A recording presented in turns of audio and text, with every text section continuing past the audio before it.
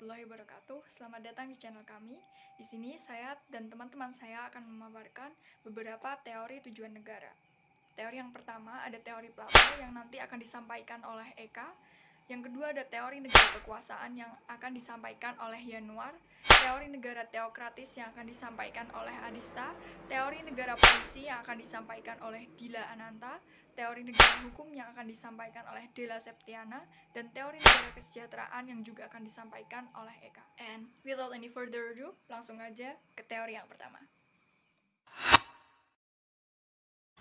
Tujuan negara yang pertama adalah teori Plato, di mana teori Plato ini menyatakan bahwa negara bertujuan untuk memajukan kesusilaan manusia, baik sebagai individu maupun sebagai makhluk sosial.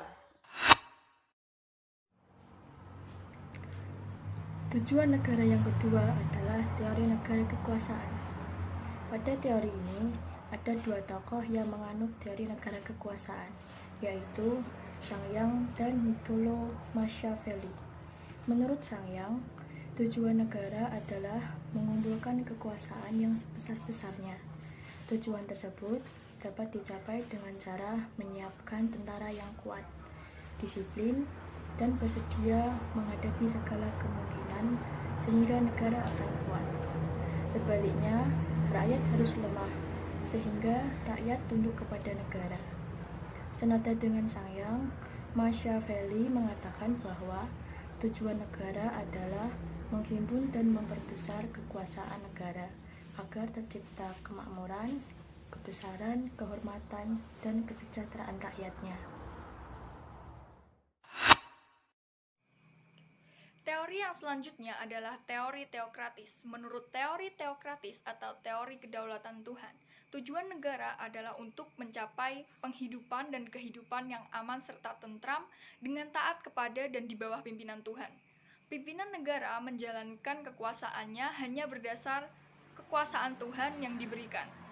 Di antara filosof yang menganut teori ini adalah Thomas Aquinas dan Agustinus.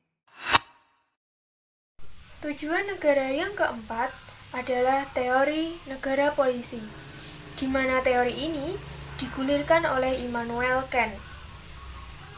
Menurut teori negara polisi, negara bertujuan menjaga keamanan dan ketertiban negaranya, serta pelindung hak dan kebebasan warganya. Nah, untuk mencapai hal itu, perlu dibentuk peraturan perundang-undangan yang mencerminkan kehendak seluruh rakyat. Di sisi lain, negara tidak boleh turut campur dalam urusan pribadi dan ekonomi warganya. Teori tujuan yang kelima adalah teori negara hukum. Dalam pandangan teori negara hukum, negara bertujuan menyelenggarakan ketertiban hukum dengan berdasarkan dan berpedoman pada hukum. Dalam negara hukum, segala kekuasaan alat-alat pemerintahannya didasarkan atas hukum.